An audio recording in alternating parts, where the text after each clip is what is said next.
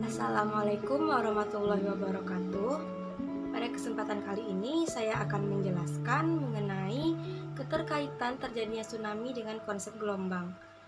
Ini merupakan salah satu tugas akhir saya dari mata kuliah pembelajaran fisika berbasis teknologi dan bencana bersama Bapak Fahrul Razi. Oke, sebelum saya melanjutkan materi saya mengenai keterkaitan tsunami dengan gelombang, maka sebelumnya izinkanlah saya untuk memperkenalkan diri, karena ada sebuah pepatah mengatakan tak kenal maka tak sayang maka tak cinta. Jadi izinkanlah saya perkenalkan, nama saya Jessica Alfa, NIM 190333158. Saya berasal dari Prodi Pendidikan Fisika, jurusan Fisika, Fakultas Matematika dan Ilmu Pengetahuan Alam, Universitas Negeri Padang. Oke, mungkin kita langsung saja ke KD pada materi kita kali ini. KD yang saya ambil yaitu mengenai gelombang, yaitu pada KD 3.9 dan 4.3. Pada KD 3.9 itu isinya menganalisis besaran-besaran fisis gelombang berjalan dan gelombang stasioner pada berbagai kasus nyata. Dan untuk KD 4.3 yaitu melakukan percobaan gelombang berjalan dan gelombang stasioner beserta presentasi hasil percobaan dan makna fisisnya. Oke, mungkin kita langsung saja ke materi yang pertama, yaitu mengenai apa itu tsunami. Sebagaimana yang teman-teman sudah ketahui, tsunami merupakan gelombang air laut besar yang dipicu oleh pusaran air bawah laut karena pergeseran lempeng, tanah longsor, erupsi gunung api, dan jatuhnya meteor. Istilah tsunami berasal dari bahasa Jepang, yaitu su berarti pelabuhan dan nami adalah gelombang. Jadi tsunami adalah gelombang pelabuhan. Istilah ini pertama kali muncul di kalangan nelayan Jepang. Karena pada saat berada di tengah laut, panjang gelombang tsunami sangat rendah, sehingga para nelayan tidak merasakan adanya gelombang ini. Namun, setibanya di pelabuhan, mereka mendapati wilayah di sekitar pelabuhan tersebut rusak parah. Itulah sebabnya mereka menyimpulkan bahwa gelombang tsunami hanya timbul di wilayah sekitar pelabuhan, bukan di tengah lautan yang dalam. Tsunami juga selalu dianggap sebagai gelombang air pasang, karena tsunami dan gelombang pasang sama-sama menghasilkan gelombang air yang bergerak ke daratan. Namun sebenarnya gelombang tsunami sama sekali tidak berkaitan dengan peristiwa pasang surut air laut.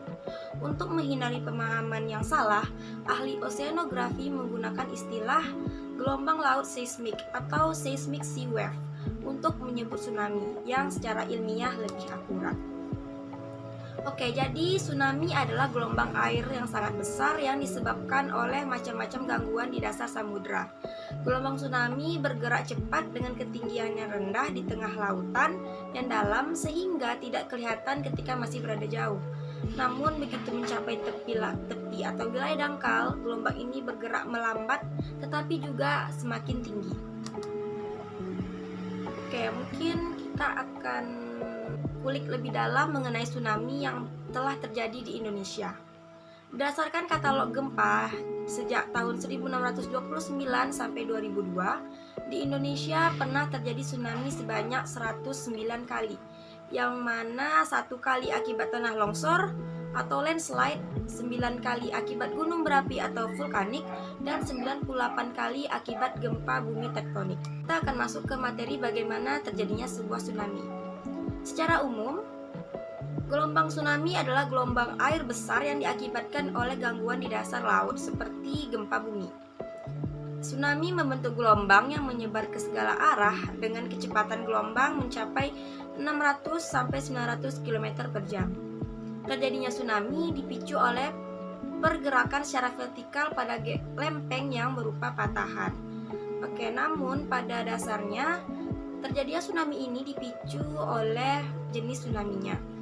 Perbedaan jenis tsunami akan menyebabkan perbedaan penyebab tsunaminya. Oke, mungkin kita langsung saja ke jenis tsunami yang pertama, yaitu tsunami lokal. Tsunami lokal ini disebut tsunami lokal karena dia menyebabkan kerusakan alam. Hal ini dengan jarak yang relatif dekat dengan peristiwa yang menyebabkan tsunami seperti gempa. Tsunami jenis ini bergerak hanya 100 km dari daratan atau sekitar 1 jam untuk sampai ke daratan. Beberapa dari tsunami bisa mencapai daratan itu hanya dalam waktu 10 menit, sehingga sangat sulit untuk menyelamatkan diri dari jenis tsunami ini. Tsunami lokal ini terjadi karena adanya gempa bumi, namun bisa juga terjadi karena adanya tanah longsor bawah laut yang disebabkan oleh erupsi gunung berapi. Oke, mungkin kita langsung saja ke jenis yang kedua, yaitu tsunami regional. Tsunami regional biasa terjadi dengan berjarak 100 sampai 1000 km dari daratan. Butuh waktu antara 1 sampai 3 jam bagi tsunami jenis ini untuk mencapai daratan. Selama itu juga, masyarakat memiliki cukup waktu untuk melakukan evakuasi penyelamatan diri. Oke, tsunami yang ketiga yaitu tsunami jarak jauh. Tsunami jarak jauh atau dikenal dengan istilah tele-tsunami atau tsunami samudra merupakan bencana alam yang sangat kuat dan daya hancurnya besar. Padahal tsunami ini jaraknya cukup jauh dari daratan, yakni hingga 1000 km atau sekitar 3 jam untuk sampai ke daratan. Sehingga kemungkinan untuk penyelamatan diri atau evakuasi diri juga jauh lebih besar. Tsunami jarak jauh ini awalnya terlihat seperti tsunami lokal, kemudian ia bergerak melintasi peta luas samudra. Ukurannya cukup besar sehingga area yang terdampaknya pun lebih besar. Oke, tsunami yang keempat adalah tsunami meteorologi atau meteotsunami. Proses terjadinya tsunami meteorologi adalah fenomena mirip bencana alam yang ditimbulkan oleh gangguan meteorologis atau atmosfer. Artinya, kehidupan alam sangat berperan di balik ini terjadi. Gelombang ini dapat dihasilkan oleh sejumlah faktor seperti gelombang gravitasi atmosfer, lompatan tekanan, saluran tertentu, badai atau angin topan. Meteotsunami memiliki pengaruh besar yang berdampak layaknya gelombang tsunami biasa. Fenomena alam ini juga dapat menghancurkan wilayah pesisir, khususnya di teluk atau ceruk dengan perluasan yang kuat. Proses terjadinya tsunami ini juga disebut sebagai risaga. Oke, tsunami selanjutnya itu adalah mikrotsunami. Sesuai dengan namanya, mikrotsunami ini ukurannya sangat kecil, sehingga sangat sulit untuk dideteksi secara visual. Karenanya perlu ada alat tertentu untuk mendeteksi keberadaan tsunami jenis ini. Meski begitu, tsunami ini juga cukup berbahaya jika sulit diketahui. Oke, jenis tsunami yang terakhir yaitu megatsunami. Megatsunami adalah tsunami dengan ketinggian lebih dari 100 meter. Menurut para ahli geologi, megatsunami disebabkan oleh tanah longsor yang sangat besar seperti runtuhnya sebuah pulau, letusan gunung berapi atau letusan gunung Krakatau, atau tumbukan sebuah meteor yang besar, tetapi tidak disebabkan oleh gempa bumi, kecuali jika menghasilkan tanah longsor. Megatsunami dapat naik hingga ratusan meter dengan kecepatan 890 km per jam dan dapat menerjang daratan sejauh 20 km. Di tengah lautan dalam, megatsunami hampir tidak dapat dirasakan. Permukaan laut naik vertikal sekitar 1 meter dengan wilayah yang sangat luas hingga ratusan kilometer. Saat tsunami mencapai laut dangkal, gelombangnya hanya terlihat sekitar 30 cm. Namun ketika mencapai daratan, gelombang tsunami meninggi secara drastis. Oke, mungkin kita akan dalami megatsunami ini dalam sejarah. Dalam sejarah tercatat beberapa kali terjadi tsunami megatsunami ini, yakni pada tahun 1972 yang diakibatkan oleh letusan Gunung Aso di Jepang, membuat bagian gunungnya jatuh ke laut, menyebabkan tsunami setinggi 100 meter.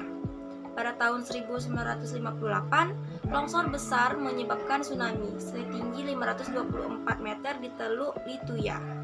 Pada tahun 1963, longsor di atas bendungan Fejon menyebabkan tsunami setinggi 250 meter dan membunuh sekitar 2.000 orang. Pada tahun 1980, letusan gunung St. Helens di Amerika Serikat menyebabkan longsor dan membuat tsunami setinggi 260 meter. 65 juta tahun yang lalu, saat tumbukan meteorit yang membentuk kawah Chicxulub menyebabkan tsunami setinggi 3 km. 35 juta tahun yang lalu, tumbukan meteorit di Teluk Chesapeake menyebabkan megatsunami yang berulang-ulang. Selain itu juga terjadi di sekitar British Columbia, Gunung Etna di Sisilia, di Laut Norwegia, di Kepulauan Reunion, di sebelah timur Madagaskar, dan di Kepulauan Hawaii. Potensi ancaman mega tsunami ini sangat besar. Ada beberapa ancaman yang dapat diakibatkan oleh mega tsunami. Yang pertama, tenggelamnya suatu pulau yang terkena imbas tsunami. Yang kedua, korban jiwa yang sangat besar. Yang ketiga, kerugian harta benda yang besar. Dan yang terakhir, punahnya sebuah kehidupan. Perlu diketahui, tsunami ini memiliki kecepatan yang sangat besar sebagaimana sudah saya jelaskan sebelumnya.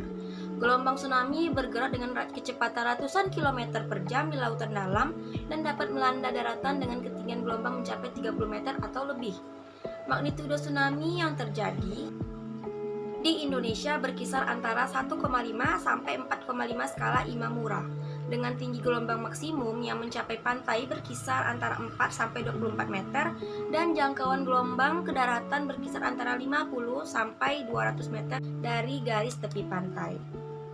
Oke, selanjutnya kita akan masuk ke materi cara mengurangi efek tsunami.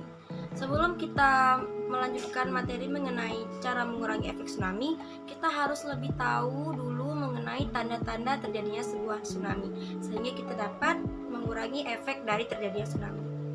Tanda-tanda dari terjadinya tsunami ini ada berbagai macam. Yang pertama itu air laut yang surut secara tiba-tiba, bau asin yang sangat menyengat, dari kejauhan tampak gelombang putih dan suara gemuruh yang sangat besar. Yang keempat, batas horizon antara lautan dan langit tidak terlihat jelas, seperti terlihat mendung. Yang kelima, merasakan terjadinya gempa. Yang keenam, biasanya akan muncul gelembung-gelembung gas pada permukaan air dan membuat pantai terlihat seperti mendidih. Oke, setelah kita mengetahui tanda-tanda terjadinya tsunami, maka kita dapat memahami bagaimana cara mengurangi efek dari tsunami. Cara untuk mengurangi efek dari tsunami yaitu di beberapa negara yang sering dilanda tsunami seperti Jepang, mereka membangun tsunami wall atau dinding tsunami, yaitu bangunan tembok setinggi 4,5 meter untuk menahan lajunya gelombang tsunami pada saat gelombang tersebut mendekati daerah pantai. Cara lain yang dapat kita lakukan yaitu membangun pintu-pintu banjir atau parit yang cukup besar dan lebar yang berfungsi membelokkan air yang datang akibat tsunami. Atau kita dapat menempuh cara alternatif yaitu menanam pohon bakau atau mangrove di sekitar garis pantai yang terbukti mampu menahan laju tsunami, seperti kasus di pemukiman Naluvadepati di daerah India Tamil yang mengalami kerusakan tidak begitu parah akibat tsunami tahun 2004 yang terjadi di Sumatera Utara, Aceh atau Kepulauan Andaman. Oke, selain kita dapat melakukan 3 cara yang sudah saya sebutkan sebelumnya, kita juga dapat mengurangi efek bencana melalui diri kita sendiri, yaitu mengetahui cara penyelamatan diri sendiri. Yang penting dalam melakukan tindakan penyelamatan adalah tetap tenang dan tidak panik, sehingga memungkinkan kita untuk tetap berpikir rasional. Setelah itu, carilah daerah yang tinggi di mana gelombang tsunami tidak akan mampu menjangkau daerah tersebut, seperti daerah perbukitan. Oke, kita masuk ke bagian terakhir, yaitu mengenai hubungan tsunami dan fisika. Secara fisika, gelombang tsunami memiliki waktu rambat gelombang yang lebih lama dibandingkan dengan gelombang seismik untuk menempuh jarak yang sama. Oke, sebelum kita lanjutkan, peristiwa gelombang tsunami ini bisa dijelaskan menggunakan fisika, yaitu penjalaran gelombang secara transversal atau tegak lurus dengan arah rambatannya. Ketinggian gelombang tsunami sangat dipengaruhi oleh panjang gelombang. Sebuah tsunami memiliki panjang gelombang ratusan kilometer, berperilaku sebagai gelombang air dangkal, yaitu sebuah gelombang ketika perbandingan kedalaman air dengan panjang gelombangnya lebih kecil daripada 0,05. Rumus kecepatan gelombang air dangkal yaitu V sama dengan akar G dikali D, di mana G adalah percepatan gravitasi, D adalah kedalaman air, dan V merupakan kecepatan gelombang air dangkal. Oke, namun energi yang dikandung gelombang tidaklah berkurang banyak. Ini sesuai hubungan laju energi yang hilang atau energi loss rate, yaitu gelombang berjalan berbanding terbalik dengan panjang gelombangnya. Dengan kata lain, semakin besar panjang gelombangnya, maka semakin sedikit energi yang hilang, sehingga energi yang dikandung tsunami bisa dianggap konstan. Karena energinya konstan, berkurangnya kecepatan akan membuat ketinggian gelombang atau amplitudo bertambah. Ilmuwan mencatat dengan kecepatan 1000 km per jam menuju pantai, tinggi gelombang bisa mengalami kenaikan sampai 30 meter. Teori lain juga menjelaskan bahwa semakin dangkal lautnya, maka gelombang akan melambat dan meninggi. Hal ini dikarenakan bagian depan gelombang melambat dan terdorong oleh bagian belakang gelombang sehingga meninggi. Oke, jadi dapat disimpulkan adalah terjadinya tsunami ini mirip dengan perambatan gelombang transversal. Oke, mungkin sekian penjelasan dari saya mengenai hubungan antara tsunami dengan konsep gelombang. Apabila ada kesalahan kata, saya mohon maaf karena saya juga masih belajar. Demikian yang dapat saya sampaikan. Wabillahi taufik wal hidayah. Assalamualaikum warahmatullahi wabarakatuh.